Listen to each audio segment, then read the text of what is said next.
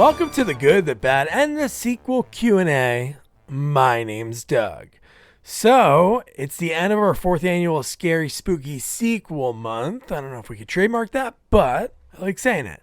So, of course, especially with the release of Halloween Ends, a sequel that you might have an opinion, I have a different one, I'll wait and hold that until we cover it in the future, because I'd love to discuss that one with Jamie. But for the Halloween that we chose, we spoke with the man that donned that William Shatner-esque mask. And I'm talking about Brad Loree. Halloween Resurrection. So it was so great to connect with him, and I didn't have his email or anything, and I asked his good buddy Ken Kirzinger, who played Jason Voorhees in Freddy vs. Jason. Actually, side note, cool story about Brad almost getting that part, so that's pretty neat. But they go way back. So when I interviewed Ken, he mentioned, oh, I'm friends with Brad Loree. He played Michael Myers. And so I thought about it. I'm like, man, we got to cover another Halloween. We covered already 5, then 4, and now this is 8. So yeah, it was fun to chat with him about donning the mask and playing an iconic role, like on the Mount Rushmore of horror slashers. He's definitely up there. So that was pretty cool.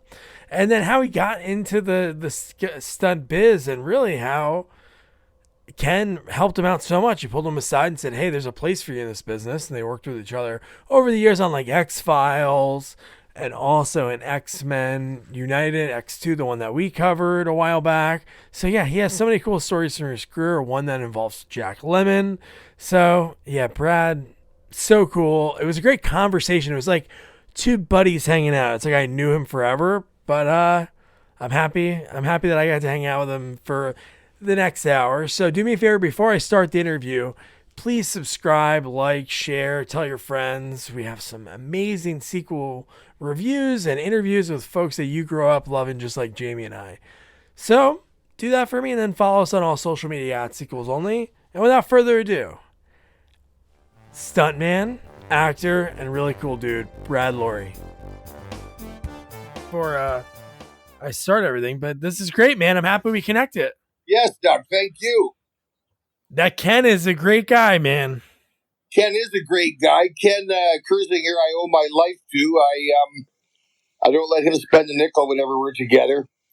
Doug, my karate instructor, who became a world champion kickboxer, sparring partner, he became a stunt guy, and through him, I met Ken and all these guys, and but Ken's the one that sat me down and said, Brad, if you go get a headshot and a pager and a resume, I'll take you around and introduce you to everybody, which I did as quick as I humanly possible. And Doug, from there on, Ken and Tony's passed away, but Ken's still with me. And anyway, I owe him everything. I'm just going to see if I can get a little more light on myself. There we go. That's a little bit. Oh, no problem. Look at that. Looking good. So what are we talking, like early 90s? Is that the first time you started doing any of this? Well, I did my first stunt in like 84. Oh, I saw that. That's the Journey of Natty Gann? Yes, yeah. That's when you started doing all of it? The Journey of Natty Gann. And that was a fun-filled day. But Doug, basically, I so looked up to my karate instructor, sensei, and when he got into Stunt Canada, I so looked up to these people that it never entered my head that I could ever be on the same level with these guys. They were all professional, this and that. And Tony would show me some of the videos and the stuff they did, and it just looked like, wow. So, and I always thought I wanted to be an actor anyway, and what have you, but that didn't pan out, and I guess Tony expected that I understood that the offer was there to follow in his footsteps. Let me just get this camera here, if I wanted. And Doug, but Ken's the one that kind of cuffed me upside the head and said, "Hey, dude, there's a spot here for you. Smarten up." So, and I don't know if you know the story, Doug, but I got interviewed by the producer of Jason versus Freddy. I think I was the first guy to talk to, because he had seen me in an interview as Michael Myers on set talking about why Michael Myers was the way he is, and he was quite impressed with how much thought I'd put into it. So he had me come in and interview with him. He wanted me for the part, but when he introduced me to Ronnie, the director, Ronnie said, "I'm sorry, but you're just not tall enough." So then I was like, Ken gets it. If I don't get it, I want Ken to get it. Then they looked at a million guys, and they came back to Ken, and Ken got it, and the rest is history. That would have been pretty wild. I'm happy Ken got it, obviously, but that would have been pretty wild that if you would have played in back-to-back years, Michael Myers and Jason, that'd be pretty insane. I mean, Doug, what that would have done for my horror film cachet. But I'm glad that Kenny got it if I didn't get it, because, like I said, I owe him everything. I owe him my film industry life, and we get to travel together and go to. We've been to Europe together now about 3 times, and we're supposed to go this summer, and then the one show got canceled, so they pushed it to next year. And if that happens, great, But yeah, it's been absolute. Tom Moore is the only guy that ever played Jason and Freddy, or Jason and Michael. Oh, that is true. Yeah. Morgan did it in 4 and 5, right? He did it in Friday 5. He got fired off of 4. Yeah, because they didn't like the way he fell. I shouldn't say he got fired. They got rid of half of the cast and crew halfway through the movie, and they never said to anybody why. Tom's still scratching his head about that, but Tom's a great guy, and I just saw him a few months ago down in Ontario, California. He's a great guy.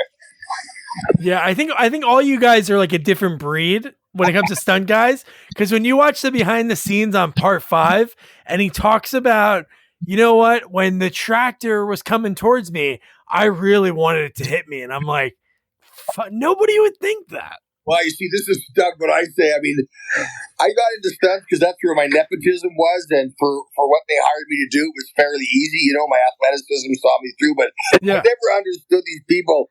But instead of being the guy riding the horse who kisses the girl at the end of the scene, I want to be the guy that falls off the horse. Well, you got to be out of your mind. So how did it all begin? What's your beginnings, Brad? Like when you're growing up, like at what point was this something that you even thought about? Well, I never really got along with my dad, Doug, and as a little boy, I always really I loved the 2 hours of escape in the theater, and you kind of found. I remember going to see Aristocrats, the Disney cartoon. I came out there wanting a cat, but when I was 6, I fell in love with Kato, Green Hornet. Forgot all about Batman and Robin. I wanted to be that guy.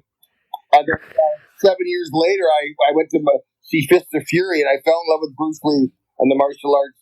And so I joined the local karate school. There was just the one school in the little town that I grew up in. And the guy who ran most of the classes was a 17-year-old green belt named Tony Morelli. He was in grade 12. I just so looked up to him because he was such a cool guy. He was like 4 years older, and he was just and the nicest guy until you put the gloves on with him, and then he kicked your ass. But he's a great guy, and anyway, that he and I became good friends is it's a huge deal to me. Anyway. So from there, when did you think about doing that? So like 85, what leads up to the journey of Natty Gann? Like, how did you think about, hey, I want to be that guy that...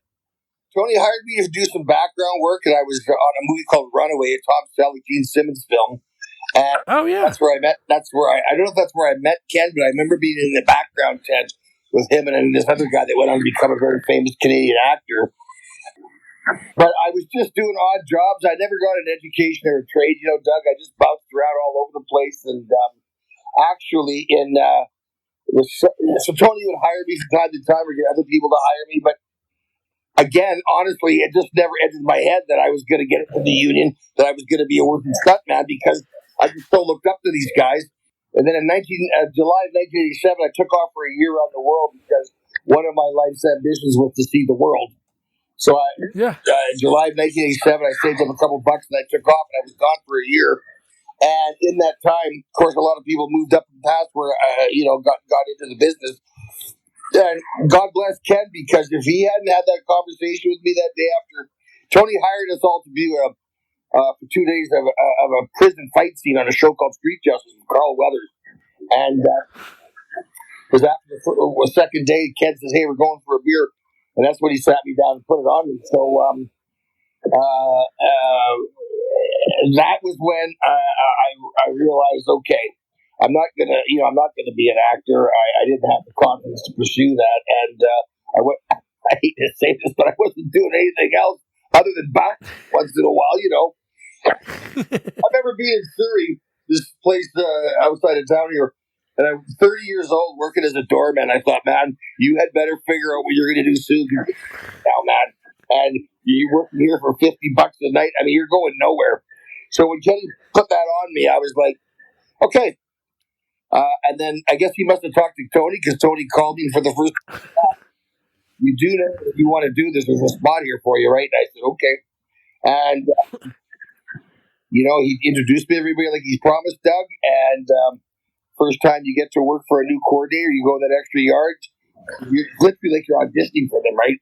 You got to do a good job. Yeah. I never took on anything that I couldn't do. And I got lucky. I knew a guy. What happened? Right now. I'm in Jersey, in New Jersey. Jersey. Yeah. I love Jersey. Yeah? Oh, yeah. I mean, listening to comedians and actors and whatnot, Jersey's always got this kind of, certain rap. Attitude? Yeah. Well, no, I just love all the, I just love it with actors that I admire from Jersey and whatnot. Danny DeVito is a pretty big time guy from Jersey. He always talks about his Jersey roots. Wow. Yeah, he's from the shore. He actually knew Bruce Springsteen. They grew up in the same no kidding. Is that right? All those guys. Steven Van Zandt. I interviewed Steven Van Zandt's brother Billy, who's a big time writer. Like he was in Jaws too, but he went on to write like a ton of sitcoms and stuff for years. But no, Steven and Bruce, I think, met at a record store in the Village in New York City, and then that's how they hit it off. No kidding. Yeah. See, there you go. I never knew that. Yeah. Steven Van Zandt is one of those guys. I don't understand how these musicians. Where do they have time to take acting lessons that these guys make the transition to acting? Like you want to hear a good story? Yeah. I'll tell you a quick good story because I interviewed Billy, and Billy wrote plays too. So he was like the go-to guy for like somehow for African American comedies. He wrote on Martin. He wrote on the Wayans Brothers. Like he was the showrunner to start all those shows in the 90s. Wow. And he started I think he really cut his teeth on the Newhart show. That was like his first big one. But yeah, so he was writing plays and he wrote a play that was kind of like his brother's character and he was going to be in it. But he said, you know what? That's my brother's world. I'm not going to play a musician. And his brother said, I'll never act. So they're golfing one day in Jersey. His brother gets a phone call and it's from I can't think of his name, the guy that did The Sopranos. And he goes, oh, who was that, Steve? And he goes, oh, it was so-and-so. And then we auditioned for The Sopranos, this mafia show. And then the rest is history. Unbelievable. Like the first time I saw Dwight Yoakam in Blood Simple, I was like, where did this guy learn to act? Like he just walks on the set and there's so many examples of that. I mean, I can't go through them all in my head right now, but these musicians. Now, then you watch John Mellencamp. Ooh. Or like another Jersey guy with John Bon Jovi, like his few movies they did. Not a good actor, but no, Steven Van Zandt. And the funny thing about Steven Van Zandt, he was in the first ever Netflix show. Really? Did you ever watch, it was basically the same thing as Sopranos. It was basically like My Blue Heaven with Steve Martin. It was that movie, but with Steven Van Zandt moved to Europe and he started doing mafia stuff in like it's snowy. I don't know if it's like Sweden. I think it's in Sweden. And he starts the mafia in Sweden. It's Norway. Oh yeah, Norway. Yep. I'm half Norwegian. I got relatives in okay. Norway. That's why I was watching it. I watched the first season and a half, and then after a while, the writing today, Doug, it all becomes the same rehashed shit. But I was, anyway. That's pretty funny. So the time that you started doing this, it was like right during the same boom. Like did you always like set up shop like in British Columbia and Vancouver, or did you ever venture down to Hollywood? Doug, I worked once. Well, okay, I shouldn't admit this, but twice in the States. In 2010, I went to Pennsylvania. I'd met this guy at a horror convention, and he's written a script just for you, Brad. And anyway, I did this movie called Mr. Hush. And I didn't get paid. I paid for my own flight and hotel because I said, listen, Dave, I said to the director, I don't want to get in trouble working in the States when it could be an American. Because my dad lived in Washington State for 18 years. And when he moved back home, he went down one day to help his buddy move. And the customs official wouldn't let him come down to help. He was just going to go and cut the guy's lawn. So they're, Homeland Security. Anyway, I talked to a couple of immigration lawyers. They said, Brad, from everything we've looked at, but Homeland Security might not have the same attitude. So don't tell them you're coming to us to work. Anyway, I got paid. And the other time I worked down south was in, I forget what year that was, but I worked on the movie Shooter, the Mark Wahlberg film, for one Philadelphia. And I had all the paperwork and all this and that. But for me to go to the U.S. Customs and tell them I'm coming down to work, I was really nervous. But when I showed him that paperwork, the guy all but shined my shoes. Like he rolled out the foot, here you go, come right this place. I couldn't believe it. It was a real eye opener as to the power of Hollywood. Anyway, so I've done 99% of my career has been in Vancouver. I worked in Toronto, Ontario, which is way east, for 2 days. I did a number of movies in Alberta, the next province over from us, but most of my work's been in Vancouver. And, Doug, when I was working steady, when there was 40 productions in town, the town was full. Last year they had 52 productions going on in Vancouver, BC. And right near where I grew up, they've broken ground. They're building what is going to be, when it's finished, the largest soundstage in North America. Yeah. Wow. Who's building it? I'm not really sure which production company it is. I've been out on disability for since September of 2009. Oh, wow. And because I dinged myself up, I got into 2 motorcycle accidents, so my back's not in a good way. But so I only do light duty stuff now. I just did 3 days on a Percy Jackson TV series from the takeoff. Really? I just did 3 days sitting as a passenger on a bus. That's about as much as I do these days. But anyway, it's been, no, Vancouver's booming. Like when Ken started, which was like kind of when you started, like he started, I think 86, 87 around that time. And that's like when I think people realize like, holy shit, we could save a lot of money filming up here. And then even now, even more so, like you said, all the productions that are going on, like Hallmark, I think, since I know this is so wrong to say, but it seems like everybody I interview from Vancouver knows each other. And I'm not saying it's not that small, but like Gary Chalk. Yeah.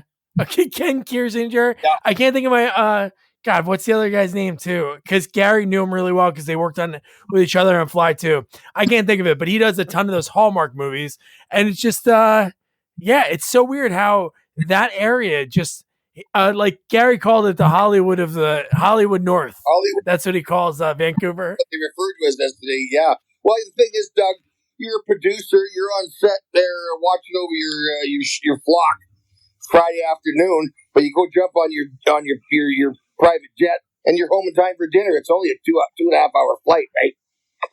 Yeah. No, it's significantly cheaper. First of all, the dollar is always cheaper, of course. But right now, it's really cheap.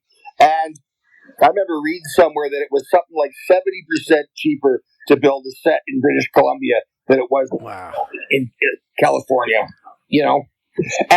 But back in the day, Doug, we always used old abandoned warehouses that had been deserted for studios, and now they're building studios. And that's a big difference. Yeah. Because, 15 years ago, they could have pulled up stakes and left down in like 48 hours. But now they're actually invested in building structures here. So that's a good sign. As far as the industry staying here, that's awesome. So Brad, so obviously Ken had that talk with you over the beer and said, hey, there's a place for you here. When was the point that you knew that you could do this forever? Because really, like, I don't know when he had that talk with you, but from 94 on, you were on films all the time, it seems. Yeah, I think that was 1991 that he put that on me. And for the next 2 years, Doug, in the winter, I would go out to the prairies and work pipeline work because it paid big money and they were short jobs. You come home and get on UI. I remember I was the guy that used to see when I started hanging out with Ken. When the first night we ever went out, he introduced us to this guy named Charles Andre, who had this short brush cut hair. I says, "Boy, that's quite the do you got." He goes, "Yeah, I'm on a roll right now. I'm doubling Robert De Niro," and I almost fell over like this guy's doubling Robert De Niro. So the three of us, we used to refer to ourselves as the Three Musketeers because for the next 3 days, unless we were working, the three of us were together morning, noon, and night. And I was the guy that sold them weed, right? I was their weed dealer back in the right? Now it's free. But anyway, I should say that on the air. But anyway, yeah, and then, because Doug, you're right, it's like 93, 94 was the last time I worked outside the film industry. And for the next 15 years, I had such a career. I look back, I cannot believe it because I never really considered myself when I got in the business, Doug, if you were a good guy, a solid guy they could count on to, utilize gravity and hit the X on action. But, what's happened in the past 10, 15 years is what I call the second placers have discovered film. The world-class martial artists, the world-class gymnasts that never made it onto the box of Wheaties, like they were, like Jerry Seinfeld says, first place guy, lots of endorsements, trillions of dollars. Second place, never heard of you.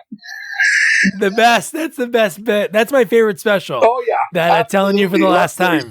Yes. Anyway, all these kids today, they're so talented. I mean, like the stuff that this one, the motorcycle guy, when I grew up, did some pretty neat stuff, but nothing like the kids could do today, They sit on their handlebars and do stoppies while they're smoking a cigarette. Like, it's insane, the talent.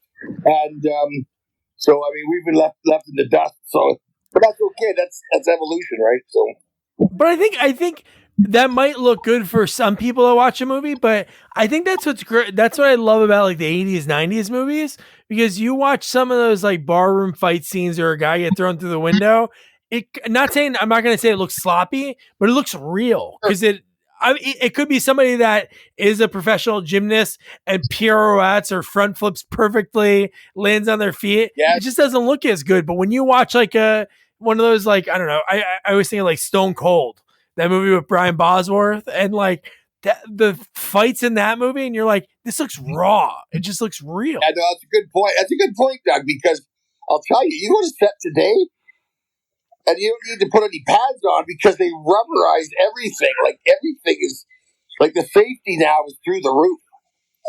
Yeah. We've had some, I don't know if that has anything to do with what happened on Deadpool 2 there a few years ago. But, yeah, the safety's over the top now. And, since that accident, nobody's allowed to ride a motorcycle without a helmet anymore. Oh, wow. That was Deadpool 2? Wow. Yeesh. I know obviously you have to be honest with your stunt coordinator and be like, hey, I can really do this, because you never want to like overextend. Was there ever a stunt that you did and then you watch it on playback or in the movies, you're like, holy shit? Well, my biggest stunt that I ever did, Doug, was on a low budget TV show called Mantis. I know Mantis, yeah. Scientist who was a paraplegic. He was in a wheelchair. And he was the scientist by day and a crime fighter by night. And I can't remember how but I doubled the bad guy that had to jump out of this. Actually, Ken was supposed to do it. Ken had been fitted for the wardrobe and this and that, but and from the third story, it's an 8 foot by 8 foot window, which is no big deal when you're jumping down into an airbag. It's you got to be focused, but the floor below, Doug, had a patio that jutted out about 15 feet with a big concrete railings and so it was more of a long jump than a high jump. And on the day, we had rehearsed it. There was no glass. It was during the day. We built this nice ramp for me to run. I'm in my running shoes, jumping. But you had to jump that blue sky before you had to commit and jump before you saw the airbag. And then on the day when we had to shoot, it was at nighttime. So now it's all dark. All this, and my runway, the first half was covered in lighting flags.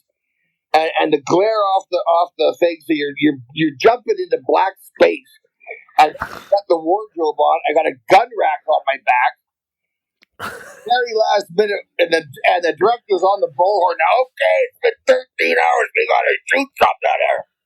He's got 5 cameras, and then wardrobe shows up with the boots that they had fitted for Ken, and these were brand new motorcycle boots, knee-high motorcycle boots. They were hard as concrete, and they were 2 sizes too small. I had to run along the edge of the runway to start because of these flags. So I knocked one over and then jumped. It's going to screw up the shot. We're going to shoot again. So, anyways, where I was clearing it by 12, 13 feet, the railing below when we were rehearsing, on the actual day we shot it, I only cleared by about 4 feet. But the only time in my life that the coordinator during the rehearsal takes me over. He says, he was looking down. He says, "Now listen, Brad. If you fall short, because Doug, even though they blow the window for you, a pain that heavy will still slows you down." There was a guy years ago that was jumping through a window, and they blew the window late. He hit the window and fell into the sill and sliced his knee, all the ribbons. And oh my God! And this coordinator says, "Brad, if you get short and you end on the railing here, don't try to save yourself by rolling in. Continue rolling out onto the boxes." And he said, "I don't think it'll kill you, but you're gonna be messed up. Do you have any allergies we should know about?" That's the only time I've ever had that sort of pre talk. And anyway, that went really well. The director, who's one of my favorite guys in the world, he's gone now. His name's Kim Manners. Second season of Breaking Bad. At the end of one of the okay. Doug had said, "In loving memory of our friend Kim Manners," and brought me to tears. But anyway, Kim had said, "Brad, that was the most exciting stunt I've ever had the privilege to direct." And when he cut it for the actual show, Doug, I don't know how to describe it, but when you see the guy run and jump out the window from the inside, and then they cut to the outside, he showed the guy coming through the window once, twice, 3 times, 4 times. So he kept going back showing it. He showed 4 of the 5 camera angles because he was so happy with it. Anyway, that flow of the scene, I've never seen that done before. That the scene disrupted.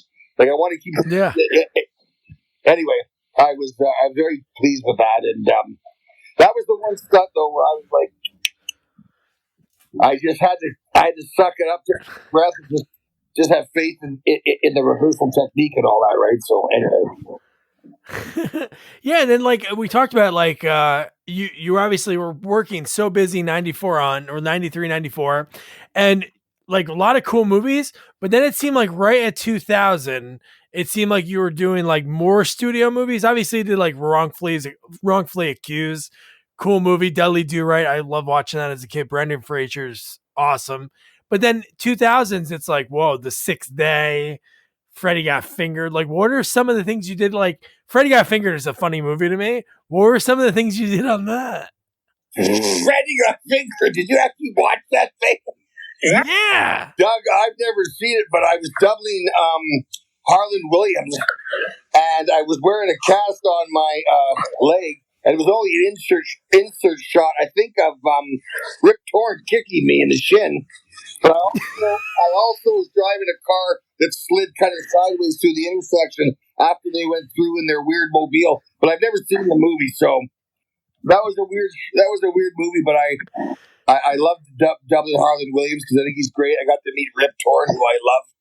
Oh yeah, Green. So wow. So you do car stuff too? Did you do a lot of car stunts? well, as a stunt guy, Doug, you should be able to ride a motorcycle. As much physical kind of action as you can possibly add to your resume. The more you can do, the more you work, right? You know, and whether it's motorcycles, ATMs, trapeze work, anything, any kind of physical movement, cars. I got into the business because I was the big guy who played the bad guy that got beat up by the little hero, right? Yeah. But I was brought to my attention by Charles and Ken that you need to expand your resume as far as your abilities, your skills.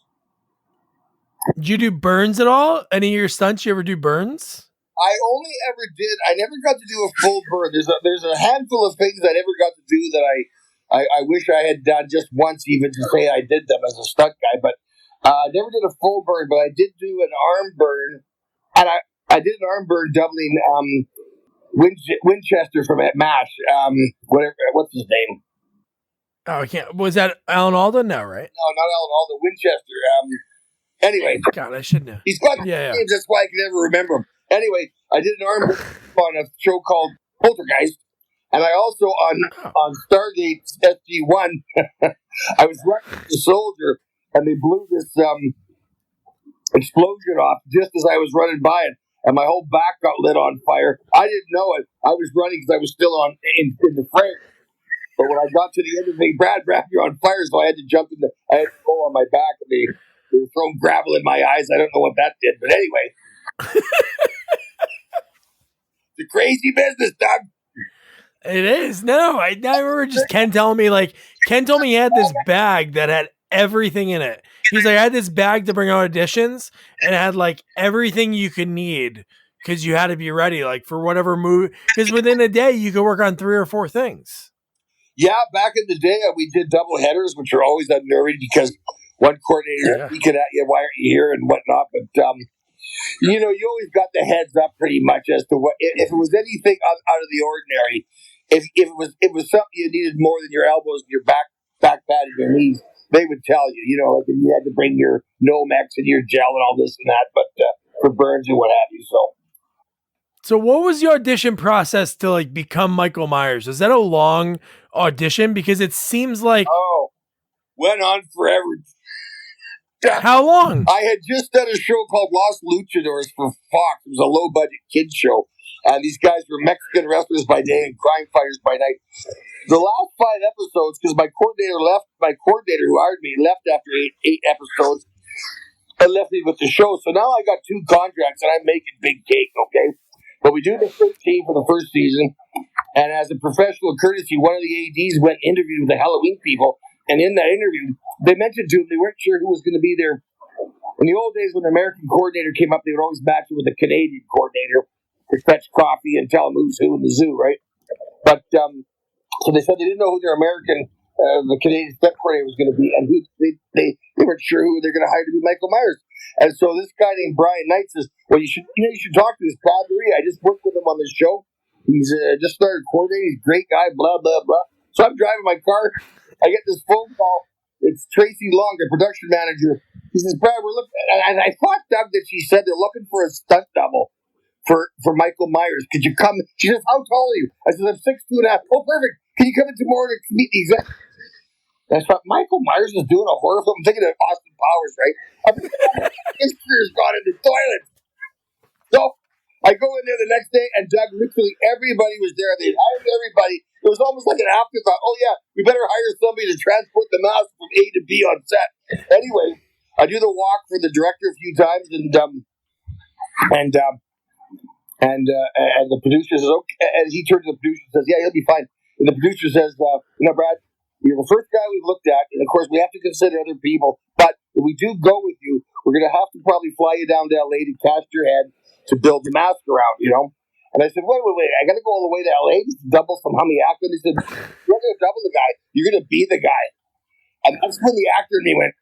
And the truth is, Doug, I've never been a horror fan. When I was 19, I was dating this pair of tits, and she only loved horror films. So that's all we saw for like 2 years. And then when we broke up, I was heartbroken, but I was like, I never have to watch a horror film again. And the next week, everybody's talking about this Halloween movie, goddammit. And so my cousin said she liked it, so I ended up renting it one day. And halfway through, I was like, this is an excellent movie. It's not overly bloody, gory, or violent, but I'm on the edge of my seat. This guy's so creepy. So when they offered me that job, Doug, I passed on going back to Los Luchadors, which was a good move. My buddy Dean took it. They did one episode, second episode. In the middle of the third episode, the producers came on set and pulled the plug and said, here we are today having this chat. If I was on Los Luchadors, we wouldn't be talking about this. So I took the job, and it was the closest a stunt guy comes to being a movie star. You know, I remember sitting in my trailer because there's just the cubby hole that you give the stunt guys, and all the actors had the big trailers and whatnot. And one of the kids was walking by and saw me with the door open and said, "Hey, what are you doing in this little hole?" I said, "Well, this is my room." "Oh, no, you're the star of the show." I says, "No, the mask is the star of the show. I just moved down. You be quiet." I didn't want to ruffle any feathers. But anyway, Doug,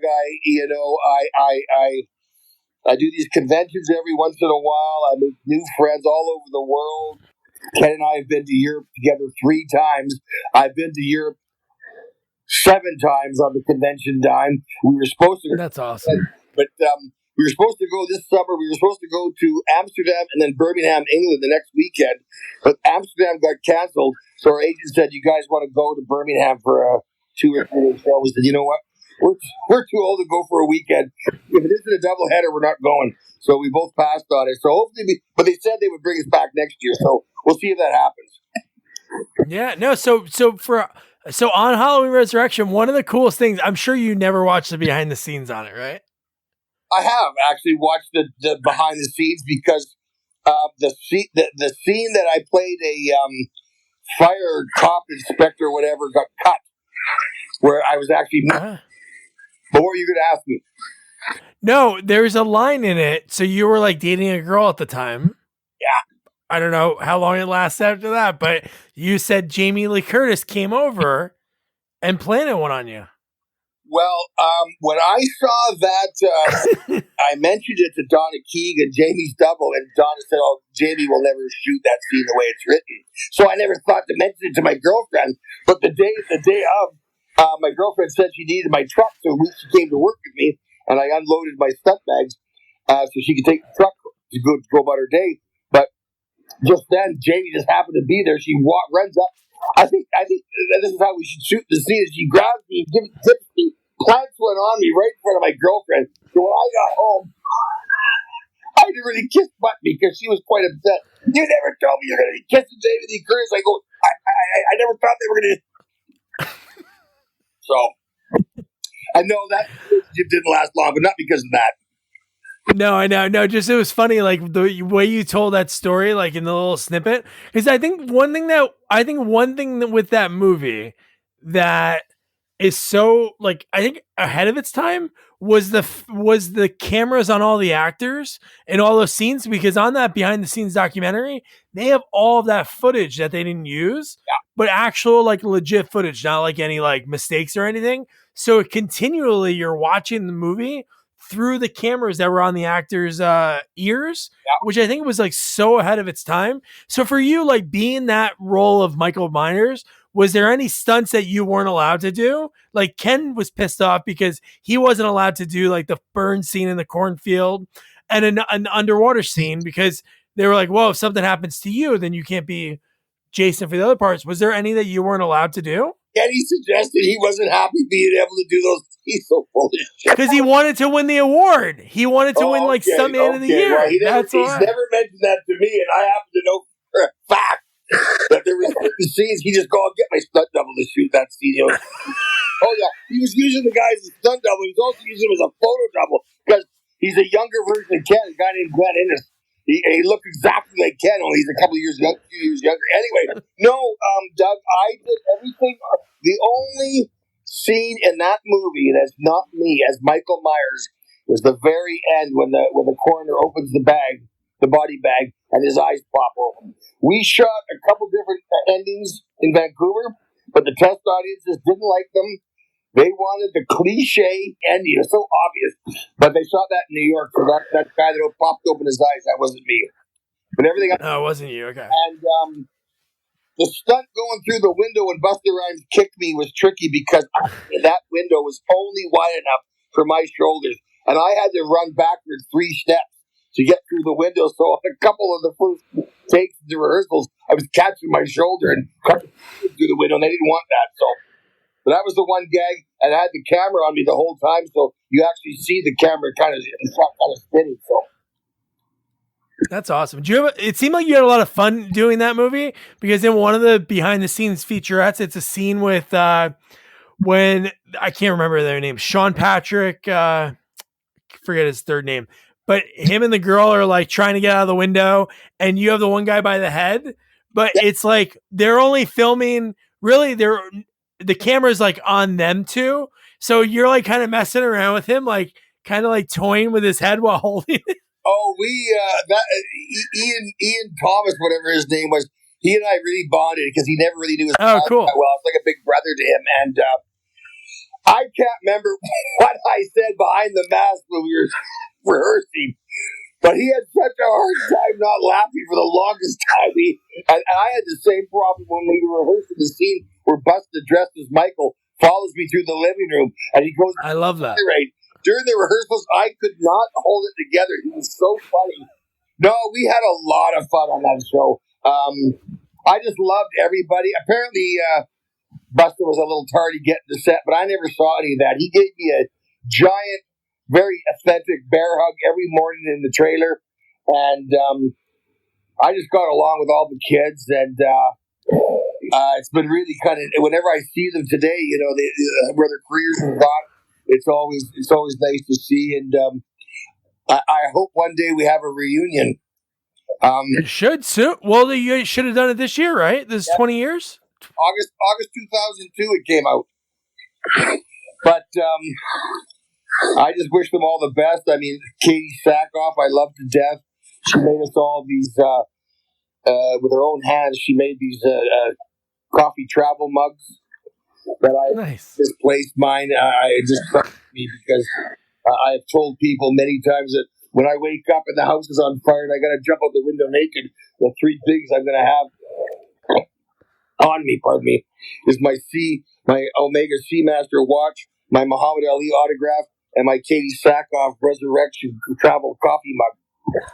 So, yeah. That's awesome, man. No, I think it's so cool the way they did the set for that movie. Like doing that, and that's big time to do it like basically the whole movie is like sort of artificial. Obviously the exterior shots that they did somewhere that like the way they made it look like it was in a street, that's ahead of its time. 2002. Unbelievable. Doug, I'm telling you, when you know the movie Purple Rose of Cairo, where the actor walked out of the screen. That's how I felt when we went to the set for the first time, walking up to the Myers house and walking into the house. I felt like we walked through the screen and we were now in the movie. It was they did such a fantastic job. It just blew me away. Did you keep anything from that movie? I did not, Doug. I know that some of the older guys tell stories of bringing things home, but I didn't. But my first convention in 2004, I think it was 4 or 5. Malika Khan told me that he would give me one of the masks that I wore in the movie, and I never followed it up because I didn't realize what that actually meant. It was suggested to me that an autographed mask worn in the movie might be worth $5,000. Well, they just auctioned one off in England. That was one of the 3 that I wore, and they got 50,000 English dollars for it. 50. Wow. That's like 83,000 Canadian dollars. Okay. Wow. So, yeah. Did you ever keep anything from any of your movies? Like early on, did you have the wherewithal to be like, hey, let me take a script or let me take... No, I bought clothes from set because, you know, at the end of the movie, sometimes they're really stuck. They get, costumes get stuck with a bunch of clothes they're supposed to get rid of. And, but no, I've never My buddy Tony, the guy I was telling you about that's passed away, he took a cop hat from a show once, which I was shocked. He's not a thief. He goes, they got tons of the. But yeah, but that way anyway. No, I've never stole from set. Yeah. No, but there's just like it's so cool that all these things you worked on. And it's so cool you had that relationship with Ken because you worked with him so many times around here, like X-Men United. X-Men and Street Justice and X-Files, which he used to coordinate. Oh yeah, I did bring home the rubber prosthetic from the sixth day that they used to make the stunt double look more like Arnold Schwarzenegger. Wow! They gave that to me. Yeah, because they had a bunch of them. Of course, every day they were doing this. So I had that, but I don't know where it is today. I threw that away. You're young, you think these things are going to keep coming, but now that I'm older, I wish I'd have taken a lot more pictures on set. Mind you, I grew up in an era before cell phones, so but these kids today, I hope they're taking lots of pictures. So I'm sure they are. No, it's like one of those things you don't know what to keep or what not to. I know a lot of movies give like parting gifts. They'll give like a t-shirt or a hat. Like I interviewed this guy, Gregory S. Cummings, like he while we were doing the interview, he was like, "Oh, let me show you." And he like opened a drawer and he had like a shirt. He was in Cliffhanger. He played one of the bad guys in Cliffhanger. And he's like, "Look at this shirt." And it was like this cool, funky jacket that like Stallone got for the crew and cast. So like those things are cool, like to have one day. What are you going to do with it? Maybe you'll sell it or you have a family member that would want to keep it, but it's still something cool to have.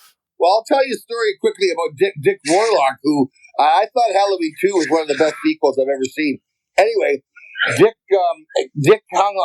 took home a mask, the overalls, I think a knife, and the boots. Wow. And how many years after the fact when he met this guy that said, "Hey, I'd like to buy that whole set from you for $15,000." And they agreed on the price. He gave Dick $5,000 as a down payment. And he gave Dick about 4 phone numbers to keep in touch with the guy. Well, I forget exactly how long it was, but it was a ridiculously long time. He didn't hear from the guy for over, I think, a decade. But he put money in a safe, and he never ever banked it or spent it. And it's like something like 12 years later, this guy got a hold of Dick and said, "Hey, I got the rest of the money." And so he took the other $10,000 and gave the outfit. But that's like Dick and I are very close. And holy shit! And I just thought that was such an honorable thing, so much integrity. They would hang on to that money the whole time. So when you auditioned for it, last question about Halloween, because I know you said you dated that girl for a couple of years. You watched a lot of horror. How do you go to figure out how you're going to walk and like your movements and like the head turn? Is that from watching other movies, just being inspired and putting your own spin on it? I watched all the Halloweens on a VCR, fast forwarding to the Michael Myers scenes. Yeah. I'm gonna bite my tongue on what I think are certain performances, okay? But I always thought the scene where and I know and I am 99% certain this was Nick Castle walking from the house across the street towards Jamie Lee at the end when she had the kids she was babysitting and he was coming after her. That is the walk that I tried to copy. I watched 1 and 2 a lot, but I kept watching Nick Castle over, and because to me, Nick Castle's Michael Myers. Yeah. And I tried to copy, and the way Rick Rosenthal described it was, Brad, it's as if the legs and hips are transporting the upper body. The upper body doesn't move. It's just the legs that move. It's just a creepy, methodical gait, and so that's what I tried to do. And I was nervous. I'd never been the only one that they're pointing the camera. Unfortunately, the mask helped me a lot. But because Rick was constantly reminding me, Brad, slower, take your time. And he was great. He was great. No, you're right. Like Nick Castle, and I just think the head turn, like what he did, obviously, when you have that first blueprint to go with, that's what everybody's going to try to emulate or put their own spin on. But I think when he sticks Bob in the kitchen, Yes. and just his head turn to almost make it, because Michael Myers is kind of like such an enigma as a character. I think a lot of obviously the slashers are like Freddy. You know why they do it, but with Michael Myers, I guess because I don't know, him and Jason just don't say anything. They're silent. Doug, when they interviewed me on set and asked me why Michael Myers is the way he is, as best I can remember, I said, he's like a man-child. He doesn't understand violence, and he isn't intentionally harming people. He's like a cat playing with a mouse, and when it stops playing and it's dead, that's why he tilts his head, because he's trying to figure out why the mouse doesn't want to play anymore. That's good. That's who I worked with when I played him, and I think that's what the producer on Jason admired so much, because he just thought, anyway, he appreciated the thought that I put into it. That's what I was working with. Was he's a man child that's his idea of play is murder, but he doesn't understand death, and he is possessed by a demon, because this is why he's so extra strong and what have you. Yeah. Anyway. No, I think it's so cool when it comes to horror. And I know obviously you have your feelings towards it, and obviously you played an iconic role in the history of horror, like the Mount Rushmore of like horror slashers. You played one of them. I think that's what's so cool about horror. Like I interviewed the actress that was the final girl in part 5, Melanie Kinnaman. Oh yeah, and so she had this. She was in a movie that it got panned real hard because it wasn't. Spoiler alert, it wasn't Jason. It was the ambulance driver. So, but still, it's so funny when it comes to horror. If it's any other genre, if the movie isn't good or people don't like it, guess what?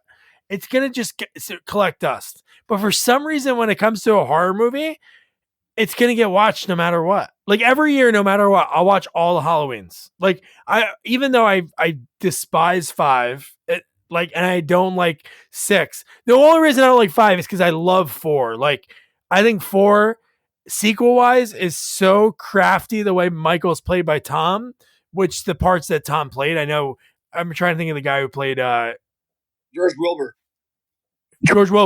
And the other parts of it. I know there's just something about that movie and how great it was. And the fact that in 5, they're basically like, all the stuff you loved? Well, we're going to end all of that. Yeah. Well, Doug, I'll tell you, I've said this a million times. I'm not a big fan of horror movies, but I'm a big fan of horror fans.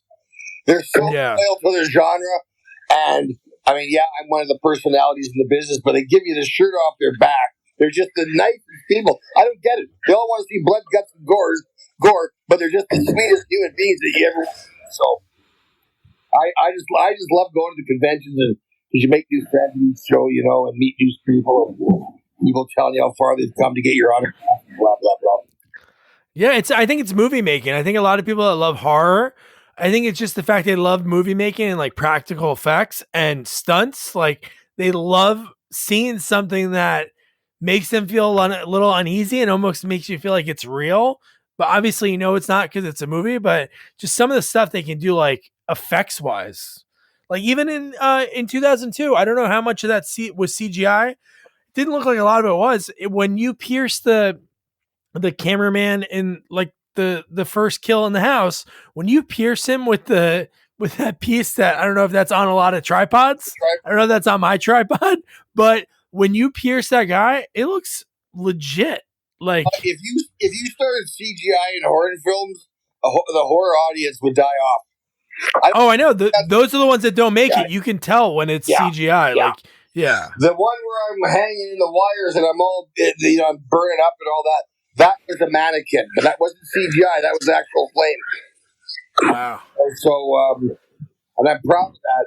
All the stunts were real. There was next to no. I don't think there was any CGI really in that movie. I don't think the horror fans would stand for it if they started CGI and everything. Anyway. No. So let's talk. So before I let you go, because this has been so much fun, man. You're such a character and such a great guy. Let's talk about like your acting wise. Is there any acting like that you did over the years that you really liked? I think it was pretty cool that you're in X2. You're in the flash forward scene or the flashback scene. Doug, I was for half a second. I was doubling. It's still pretty cool. Brian Cox as a younger man. I forget his name. I was also one of the SWAT guys, but we were all covered in all that stuff. You never know one from the other. But working on X-Men was a big deal. But my proudest acting gig, there was two, and I have them on a demo reel. I got to get them on IMDb, but I played a firefighter on X-Files. And I had a very quick, short scene with David Duchovny, but I'm proud of it because the beats are all there, and I just remember how incredibly nervous I was. I was able to pull the seat up. I was literally looking for a hole in the ground. We were outside. I was looking for somewhere where I could fall in the. I wanted to break my leg, do anything that I didn't have to shoot the seat. But I watched that scene today, and I just go like, "Wow, you actually pulled it off! Get scared as you were." And I was also, I was the dream version of this girl's father, who was a bank robber on a TV show called The Marshal or Marshall. Was it called Marshall? With Brad. I forget the actor's name. He's really, really good. He was anyway. The Marshal. Let's see who was in it.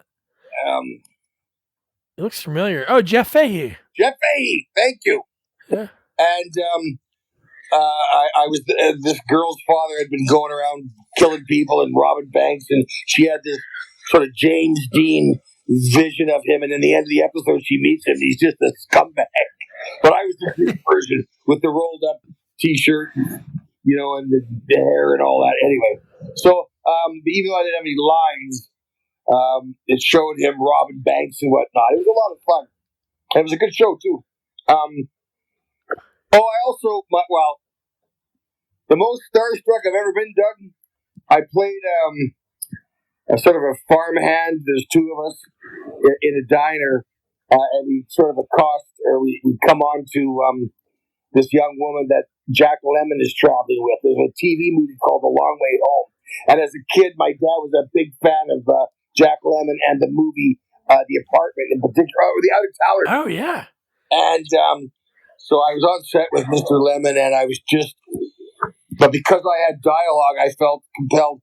So he was just by himself, and I went up and I said, Mr. Lemmon, I don't normally do this. I don't mean to interrupt you, but I'm Brad. I'm playing so-and-so, and, and he shook his hand and whatnot, and then when I get maced in the face, I spin and crash into this table down to the ground and everything over and whatnot. And as soon as they called cut, Jack Lemmon came to help me up, and he tapped me on the back. Oh, that was great! That was a great job.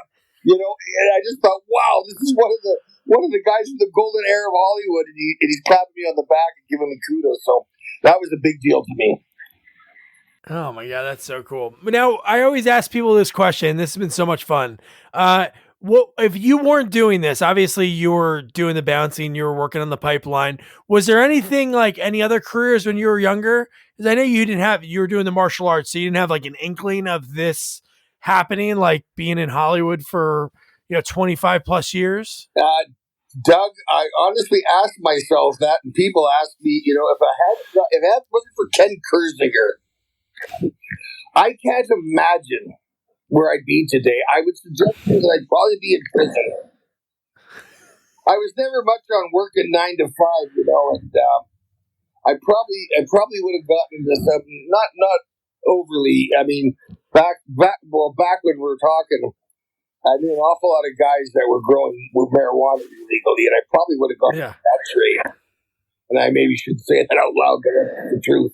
But where I ended up, boy, that you got to throw a rubber ball, let it ricochet, and that's what it would have been, man.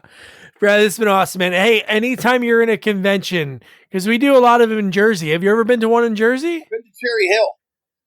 Oh, okay. Yeah, that's not too far from me. I want to come back and see my buddy Eugene. So, Doug, I need you to email me your mailing address because I want to send you an autographed picture. Oh, I would love that. Yeah, for sure, man. Thank you for that. What headshot is it? Is it what kind of photos do you have? I've got a picture of me as Michael Myers in front of the Myers house with the knife, and then the background is the jack-o'-lantern. That particular, I've got like a dozen different shots, but that's cool. My idea. I said to the photographer, I want to stand in front of the house with the knife, and I want to see the and so I've got some that are mounted on like foam, so you just have to take a piece of tape, stick it to your wall. It can be in the back. I appreciate. Oh, dude, look at this really cool one. I don't know if so me and my buddy. Are you a fan of like Charles Bronson? I worked with Charles Bronson in a movie that we called Seawolf. Oh no, wait, yeah. Gary Chalk worked on that movie. Yeah, for sure. Yeah. Wait, so tell me about Charles. You worked with him? Well, not directly with him, but he was the star of the show, and we all. Yeah. I can't even remember what I did. I think I fell off a railing into the water in that show. But Alex Green, the founder of Stunts Canada, had doubled Charles Bronson on a couple of things, and so he was good friends with Charlie. But yeah. What do you got there? That's cool. So me and this kid I randomly met. He actually works for one of the radio stations in New York, but we met each other on Twitter. He was a big Bronson fan. So I interviewed a couple, one of the bad guys from Death Wish 3. It's like, we're growing up. My dad showed me these movies. Like I have 2 kids now. I just had a son a few months ago. I'm telling you, Brad, I could not imagine showing my kids the stuff my dad would show me. We'd be watching Death Wish, and I was like 6 or 7 years old, seeing the graphic scenes, and him be like, let's get this guy. Yeah, get that bad guy. Your dad was prepared for the world at a young age, Doug. He was. But no, so we watched Death Wish 3, was always on Channel 11 in New York. And so we interviewed this guy, Joe Gonzalez, he played Charlie's right-hand man in Death Wish 3, like for the last sequence. So he sent me this photo, and then like a few months later, this kid Chris, who has like a Bronson Twitter account, he like blindly reached out to a bunch of people from the movie. So we did a reunion on what would have been Bronson's 100th birthday. Wow. With Alex Winter from, Bill and Ted. He was in Death Wish 3. Kirk Taylor and this guy, Tony Spiridakis, who ended up like doing a bunch of stuff, but he was one of the bad guys in that movie too. So no, it's so cool from this, and I would love to hang that on my wall. So yeah, I'll send you my address, man. I appreciate it. Please do, and send me your digits, and the next time I'm in Jersey, I'll look you up. Hell yeah, man. I would love that. Doug, I appreciate it. Man, wasn't Brad great? So cool how nice he was at the end, because we do video interviews. So if you ever want to watch those, they're on our website or our YouTube channel. Just search Good, Bad, and Sequel, or go to sequelsonly.com and you can choose what you want to watch. And yeah, so he looked at my background. I have a bunch of VHS of sequels, and he saw like a space on the wall. He's like, hey, send me your address and I'll send you an autographed photo. So how cool is that? Autographed photo of him in front of that cool prefab Michael Myers house that they built in the studio, which I cannot wait to talk that movie with Jamie. It's going to be fun, especially after the last one that came out. My opinions changed watching this again and talking to Brad. And it was cool really going back in time, because I believe I saw this in the movie theater. So so your homework, watch Halloween Resurrection. I think it's on Paramount Plus. I'm sure you can rent it for a few bucks somewhere. And don't forget to review, rate, share our podcast. Follow us on all social media at Sequels Only. And don't forget to check out our website, sequelsonly.com. Good night. Good night, guys.